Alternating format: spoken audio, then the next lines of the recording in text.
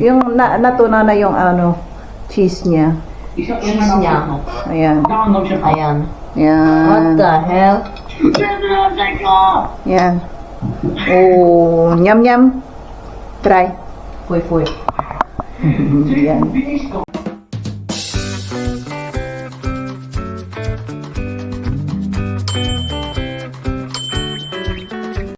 Ayan, sa wakas, umaraw din. Ay, ayos na namin ko. Ayan, may araw ngayon. Kaso nga lang, malamig pa rin. Kahit na anong araw, malamig pa rin. Super. Ayan. Isang buwan na napakadilim dito sa ano, sa Czech Republic. Grabe ang dilim. Tingnan nyo. Yung, flip natin yung camera. Ayan. Maglakad-lakad tayo ngayon. Oh, ang sarap ng fresh air sa ano, dito sa ano, sa labas. Ang lamig na simoy ng hangin. Ayan o. Lamig. Pero masarap ang hangin sa labas. Hindi nasa-suffocate. Hindi sa loob ng bahay namin nasusuffocate na ako. Araw-araw na lang kami sa labas, ay sa loob. Ako pala sa loob. Ayan. At tingnan natin. Tingnan nyo sa ano, sa labas ngayon. Napakalinaw. Oh, hindi na makulimlim.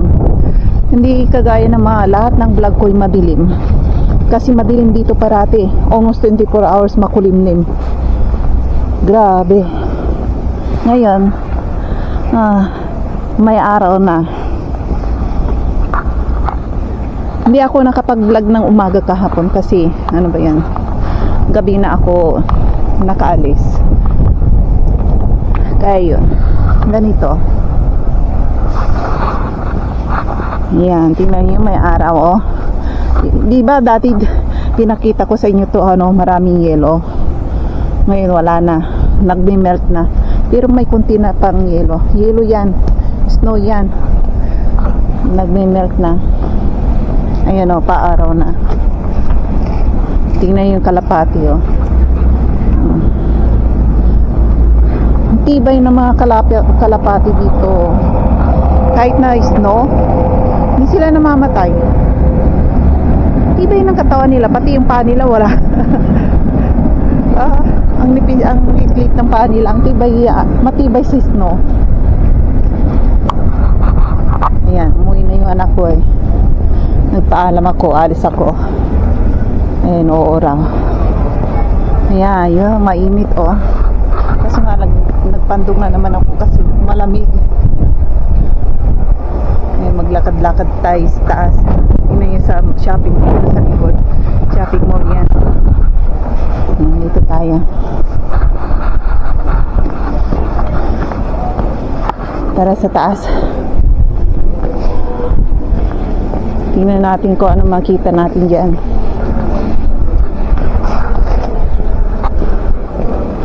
Lamig pa rin. Itong pisa na to open hanggang madaling araw. Ayan oh. Halos open sila. Ang ninipis na nga doon nila eh. Ayan oh.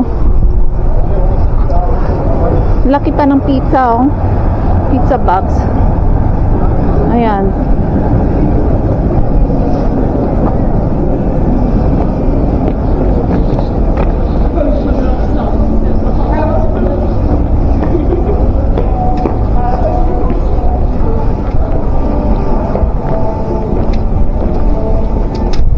Ayan yan ang bilihan ng second hand.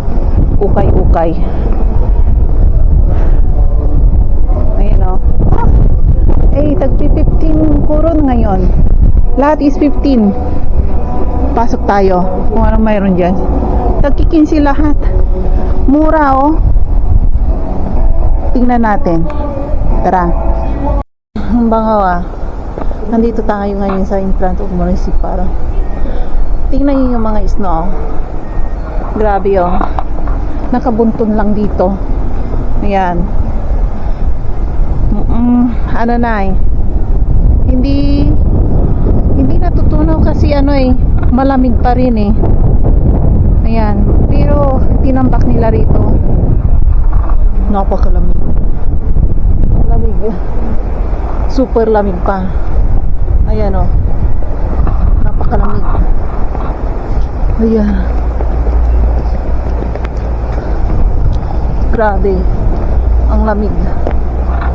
Ayan o, tingnan niyo, daming taong naglalakad ngayon at wala pa yung mga tourists dito. Ang popular destination nila itong municipal nila, parang palasyo ba ng malit na city, parang castle. Ayan, yan tayo.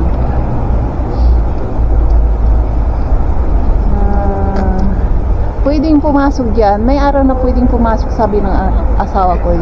Kaso nga lang di ko alam, kailangan dalhin ko siya para ano. Eh sabi ko sa inyo, dito kami kinasal ng asawa ko. Yan o, nung paglabas ko dyan, ang daming nakatutok sa akin o. Asian, nag-iisang Asian na kinasal dyan.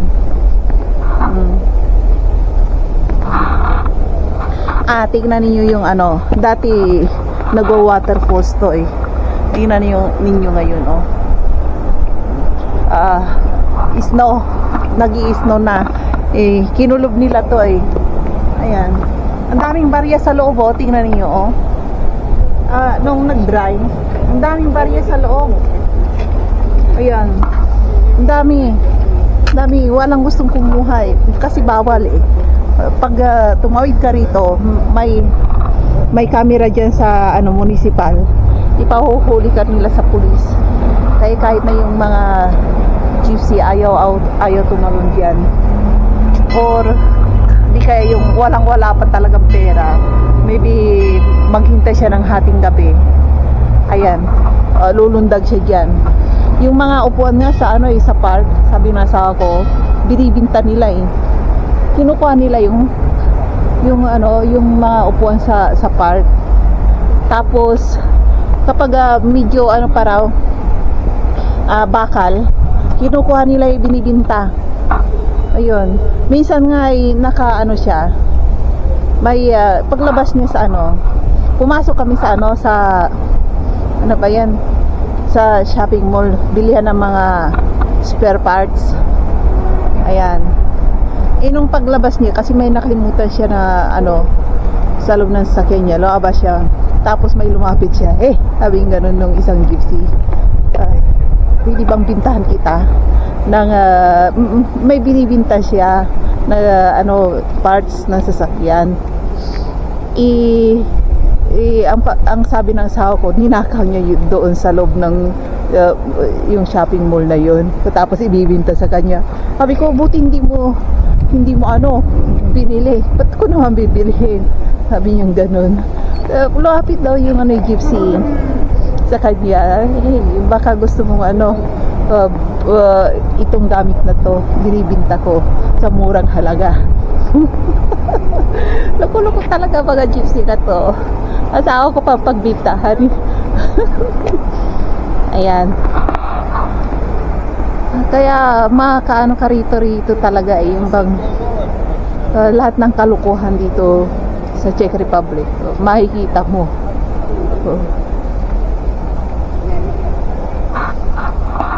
Ay, yung mga ano, yung sinasabi ko sa inyo, yung lola na pulubi, parati siya dito sa ano, sa parts na to. Kung minsan naglalakad siya rito araw-araw, pulubi, nanghingi ng pera. Ngayon sabi ng asawa ko, namatay na raw siya. Ay patay na pala, kaya pala matagal ng ano, hindi ko siya nakikita.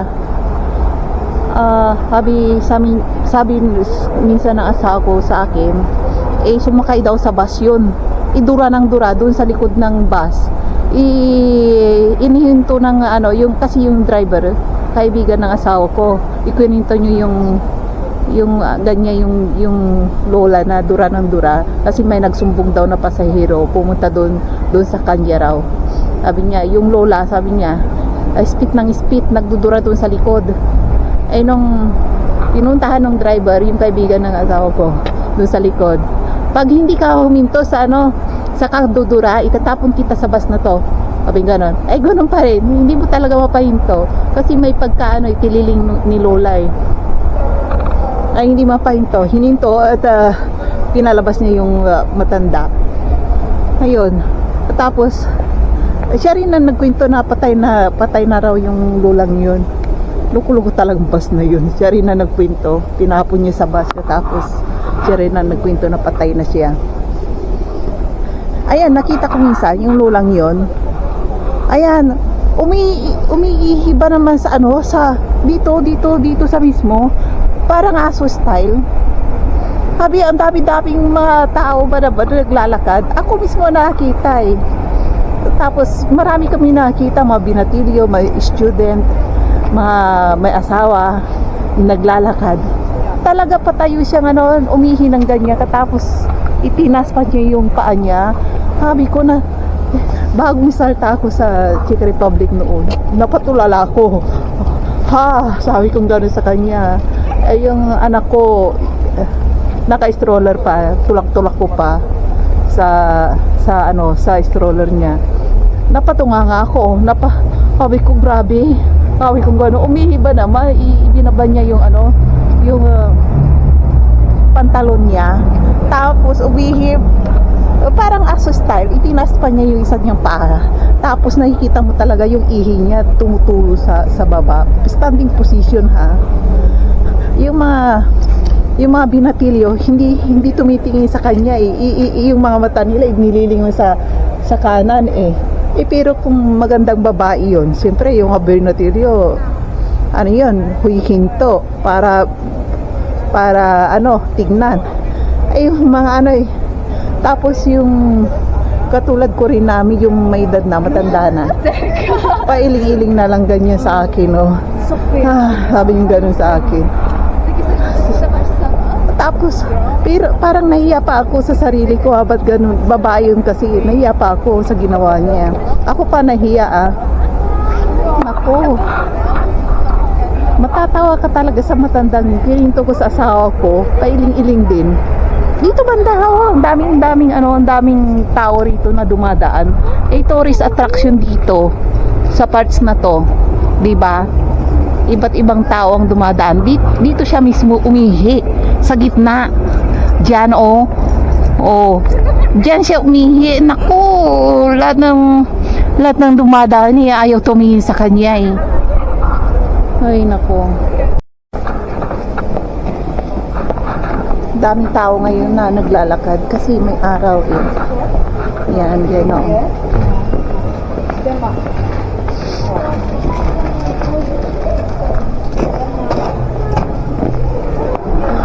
Yan, tingnan niyo, maraming tao talaga Yan. Dito matagal na tong restaurant na to, Cross Cafe. Hindi pa ako nakapasok diyan.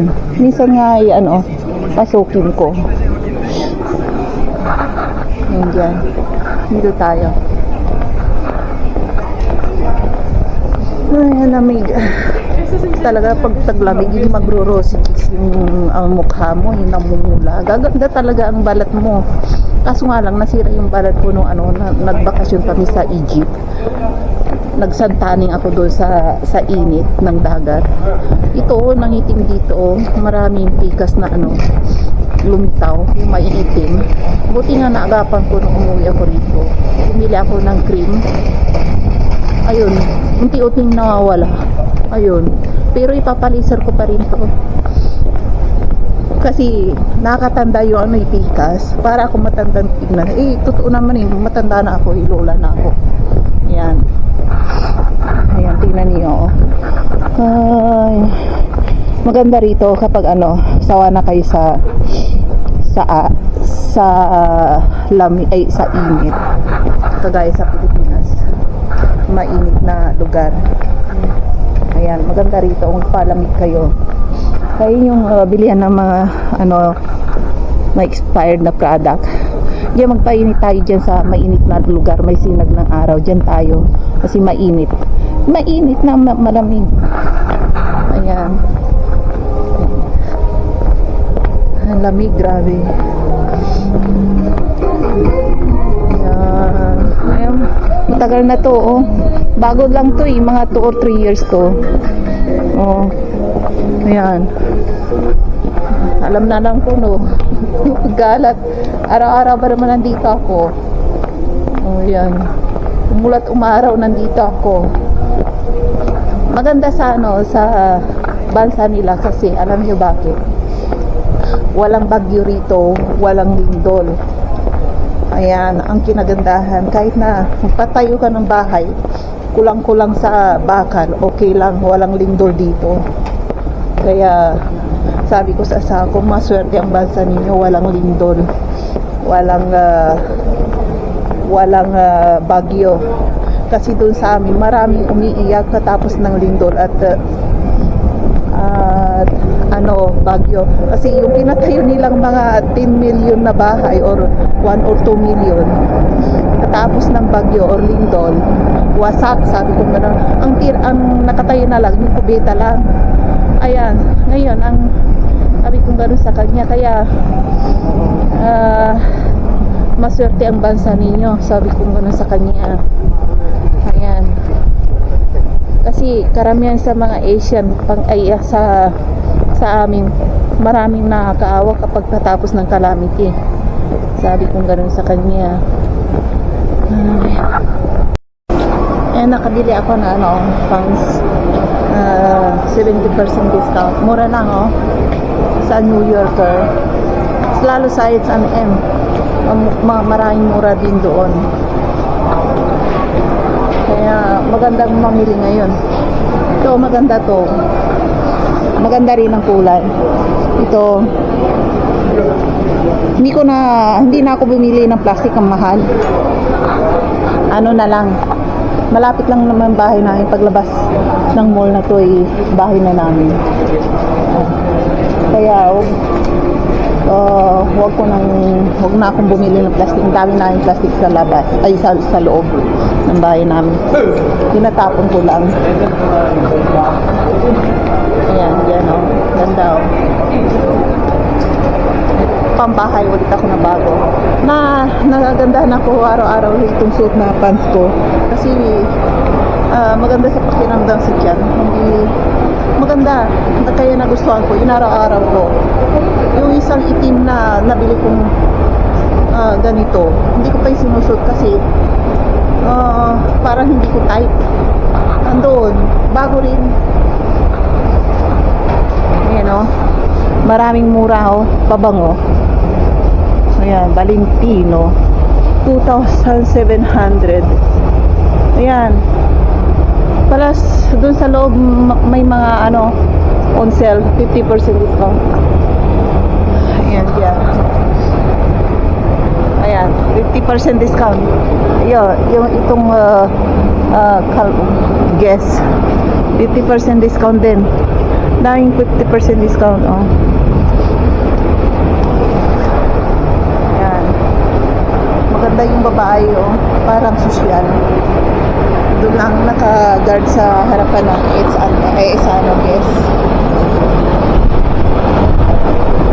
Kaya uwi na tayo.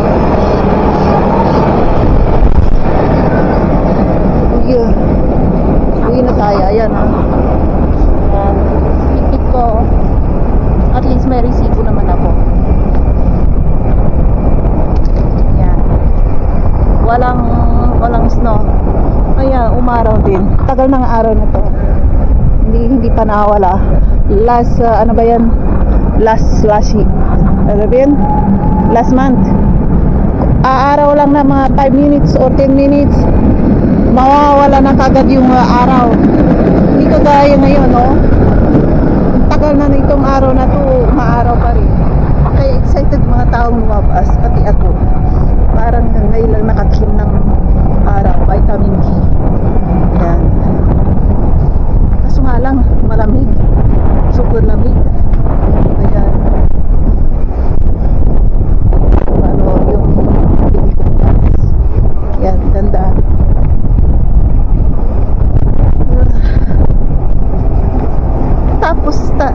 ko nito, tatahiin ko pa sa ano sa doon sa ano, kasi mahaba. Alam niyo na mga tao dito, matatangkad. Mahaba ang legs. Mas lalo yung mga babae rin. Tatakot nila.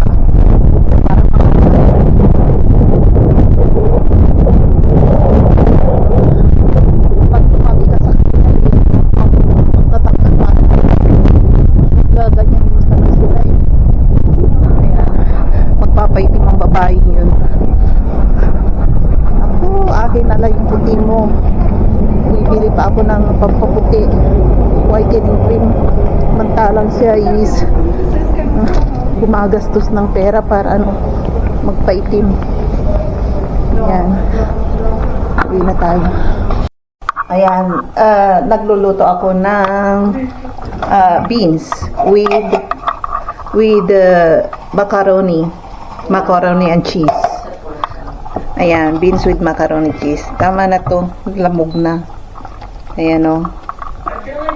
Parang masarap ang pagkaluto. Lagyan natin na ito ng cheese. Pagkain ng asawa at anak ko to. Ayan, lagyan natin. At ano natin yung camera.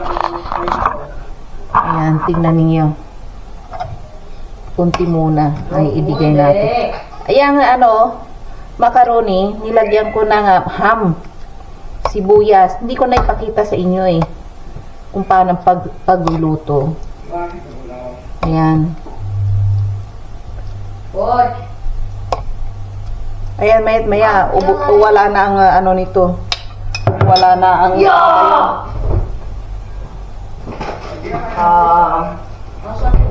ayan. Ilagay natin dito. Takpan natin yung tapos lagyan natin ng ano, isang pirasong ano, itong cheese. Ayan. Tapos ima-microwave natin yan para matunaw yung cheese, magme-melt. Yan ang gusto niyo, Ayan o. Ima-microwave natin ng mga few seconds lang. Masyadong matagal kasi yung cheese ay ano ba yun? Yung beans at saka macaroni medyo lamog na.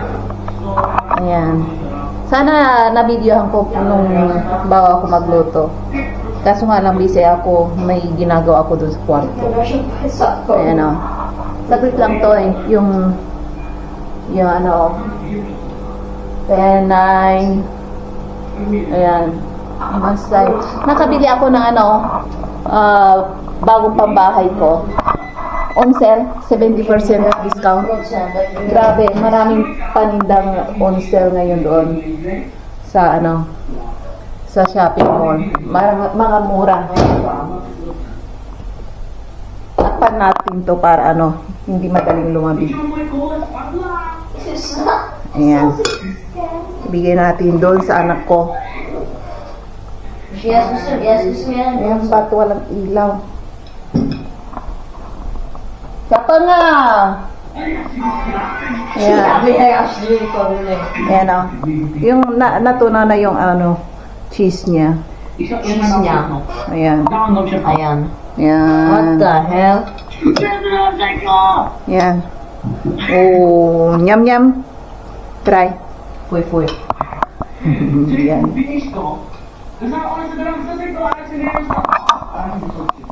Ayan. May anong oras na? Paggabi na dito eh. At paggabi na. Pag mag-vlog ako, makikita nyo kung dito mga alas 10 o alas 9 may araw pa. Ipapakita ko sa inyo. Gagala tayo ng mag-alas 10 ng hating gabi or alas 9 medyo ng gabi. May araw pa. So, wait.